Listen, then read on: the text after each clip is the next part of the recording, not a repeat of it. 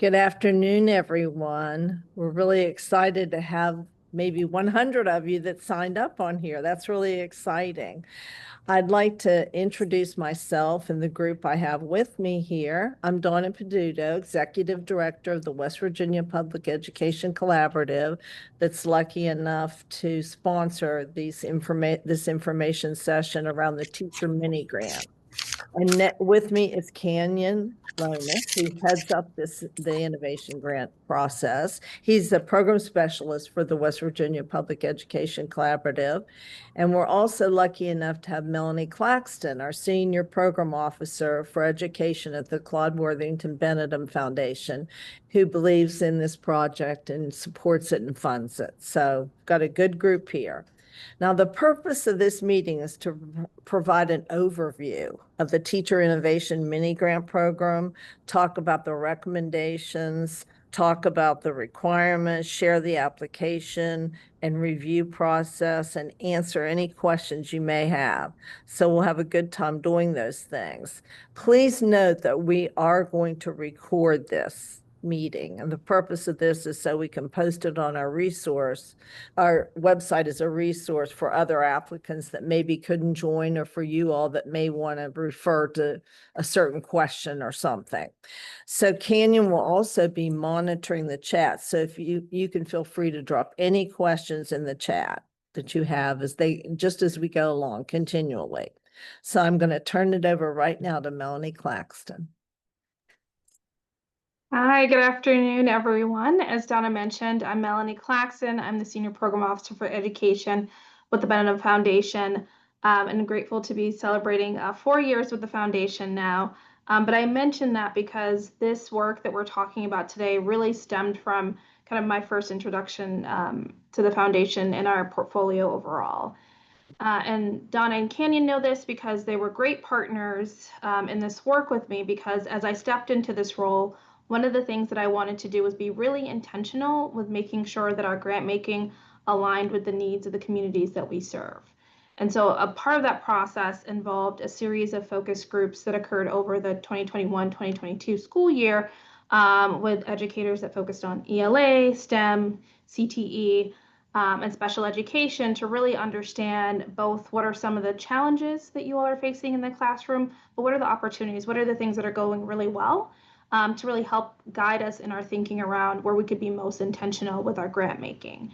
And so as we kind of listened and learned and heard a lot of amazing things that were happening in the classroom in certain places and spaces, but also really heard opportunities to share and think about those learnings more broadly, we really wanted to think about an opportunity that wasn't a kind of a one-size-fits-all, designed by Benedum and kind of projected onto the community in terms of here's what we think would be most effective after having listened and learned with all of you.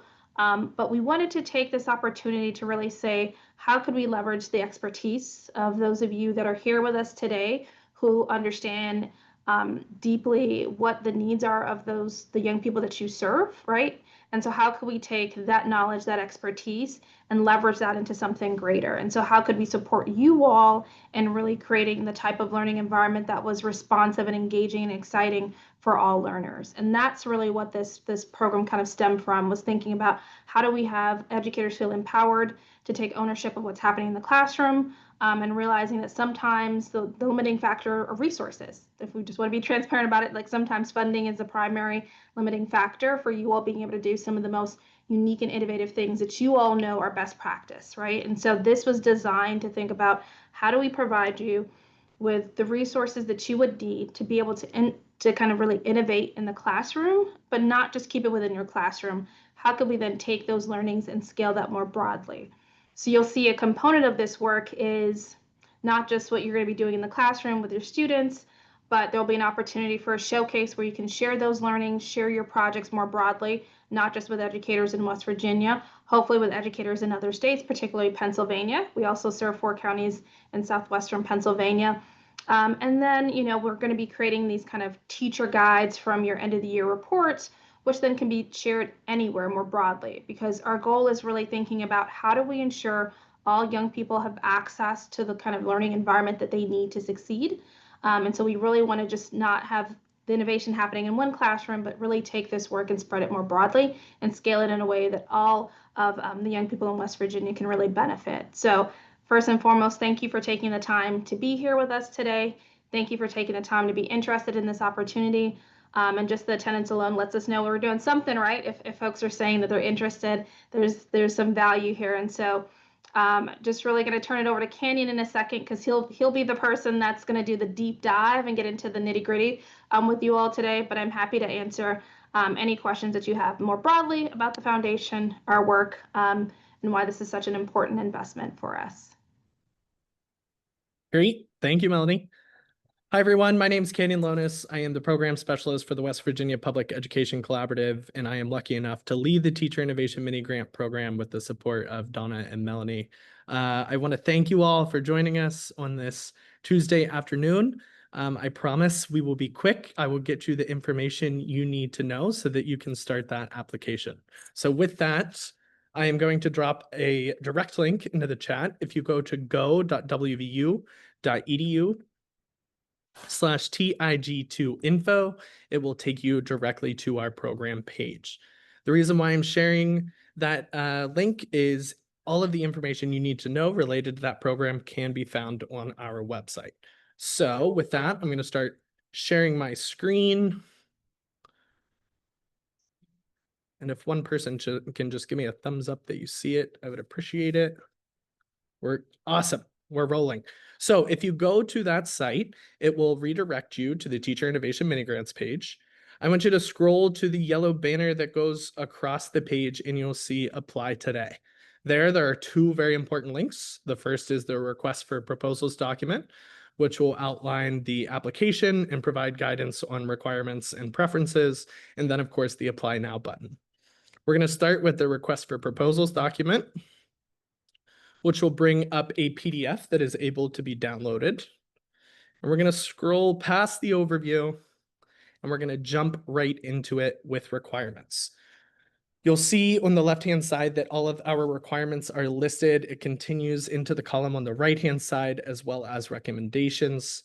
The very first one is that prospective applicants must be student-facing educators with consistent access to P-12 students in West Virginia.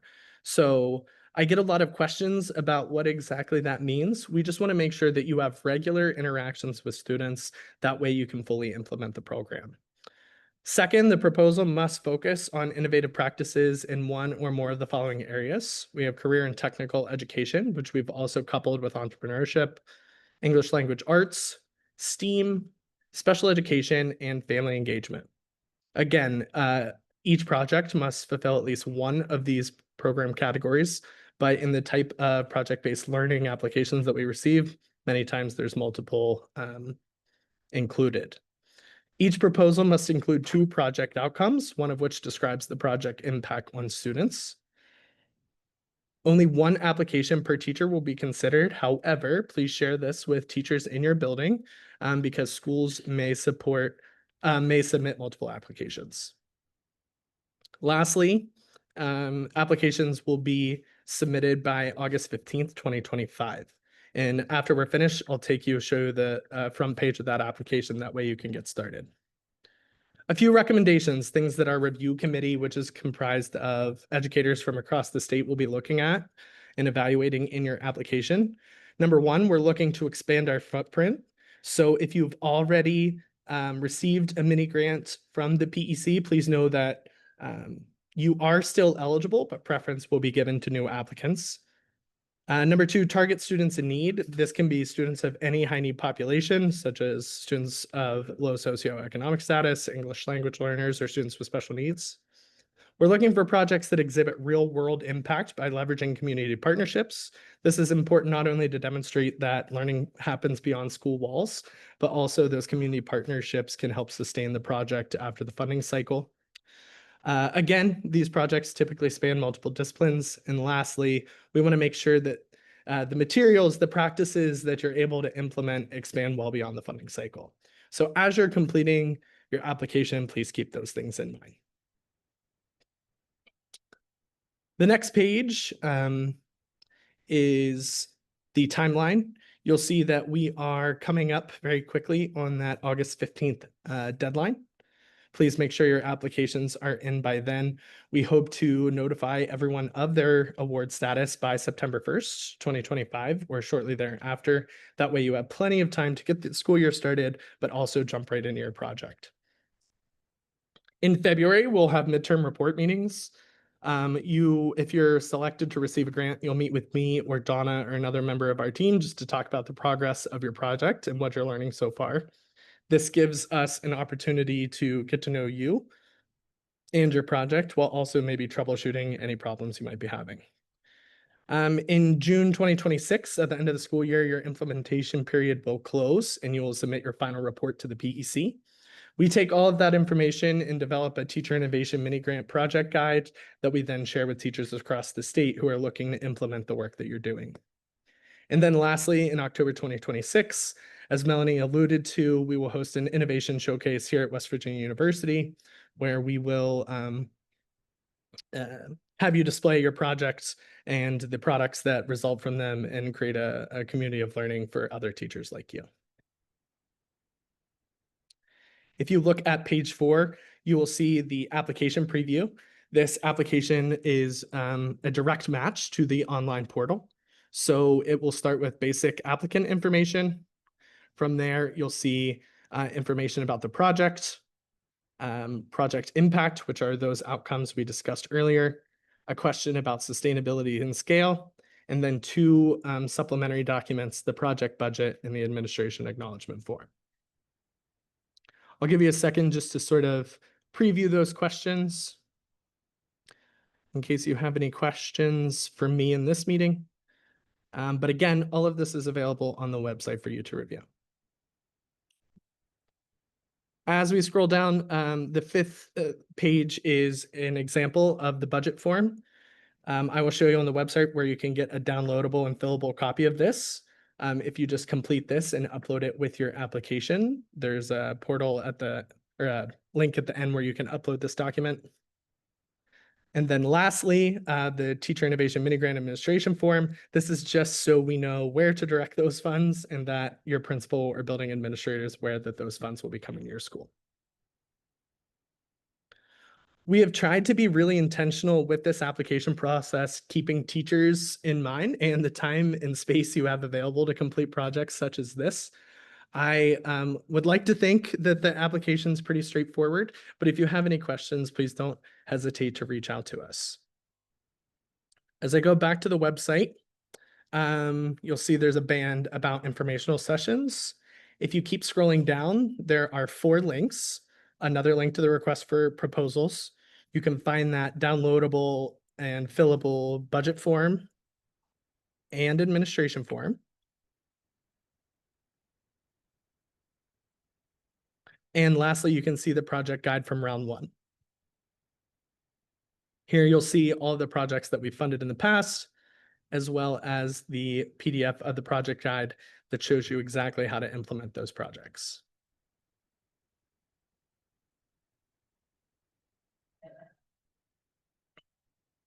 So again, the website is go.wvu.edu/TIG2info. And again, all of the information you'll need is located on that site. I know that was a lightning round of information. I apologize for talking so quickly, but I will now open the floor to any questions you may have about the application.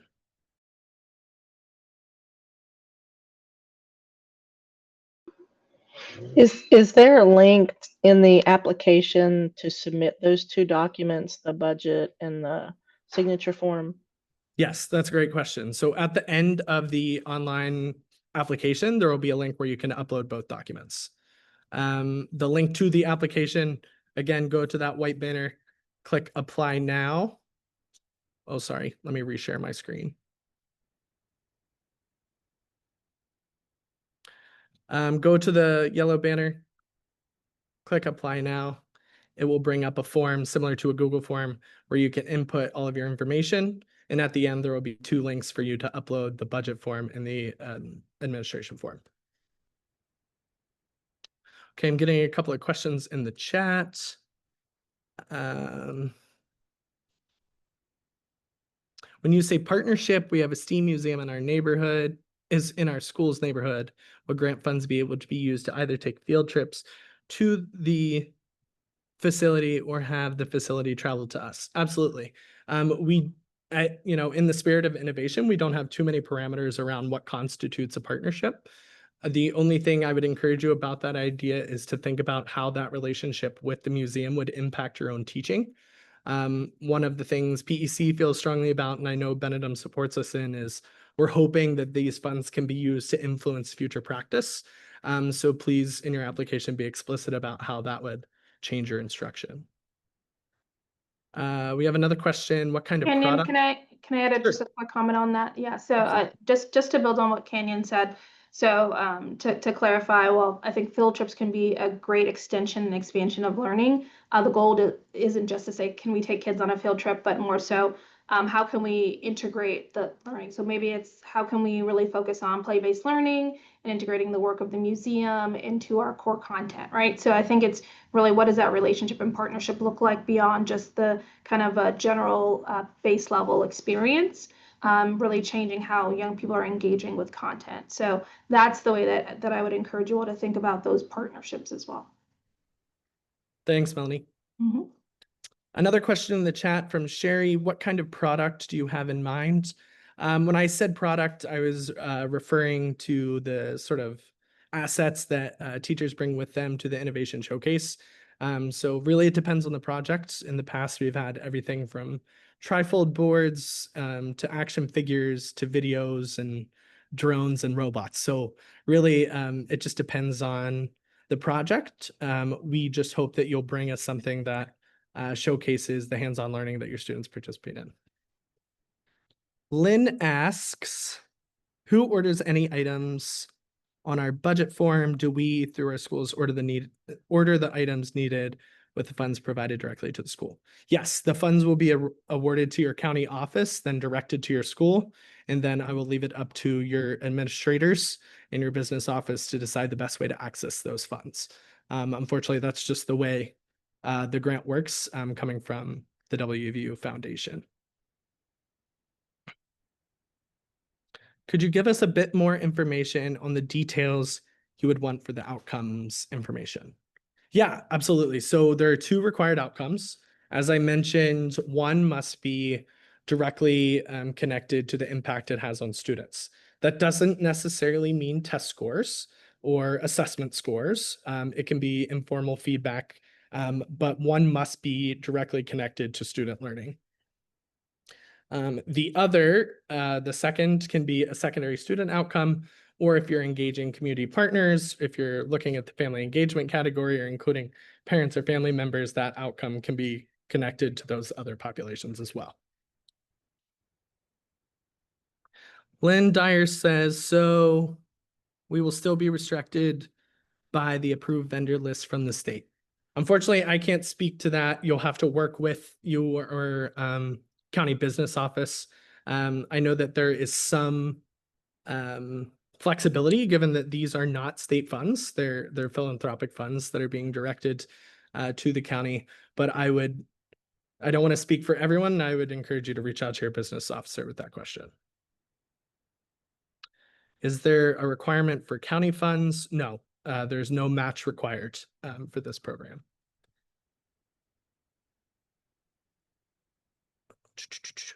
I'm sorry, the questions are coming in here pretty quickly. Andrew asks, where can we access the previous successful innovations or the guide? That's a great question. Let me reshare my screen.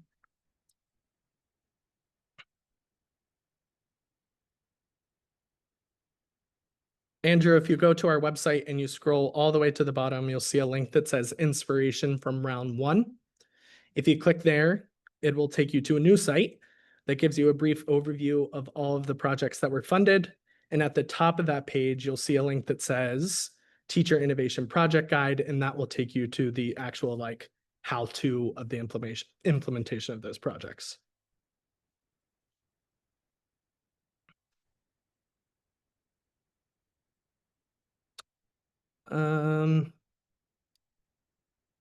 There's a question in here about flexibility within the budget. We ask that you are as accurate in your budget reporting to us as you can be, although we recognize that sometimes the prices of those different products change. We just ask that you communicate that with our staff ahead of time. That way we're aware of the budget changes if you were to be awarded. For the purposes of the application, your best estimate is really all that is required. And then lastly, from Jackie, could the project be an after-school project? Yes, the project could be an after-school project. We just ask that it is at a school. If it's at a school after an after-school program that a teacher then leads. So with that, I think I have a couple of other questions here, but they are direct to me. So I will be sure to hang on and answer those, but I will turn it over to Donna just to close us out.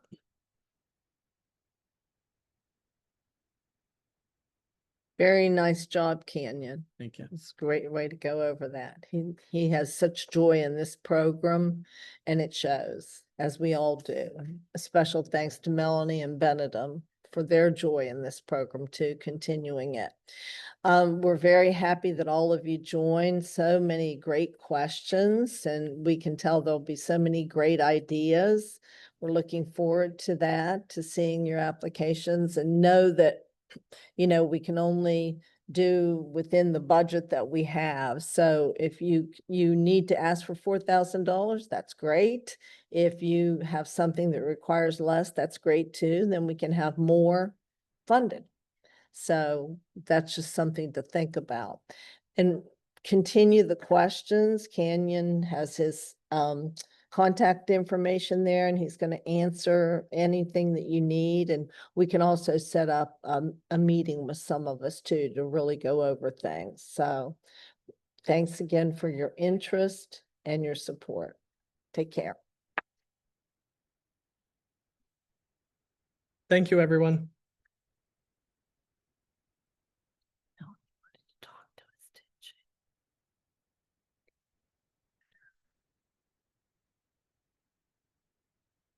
Hi,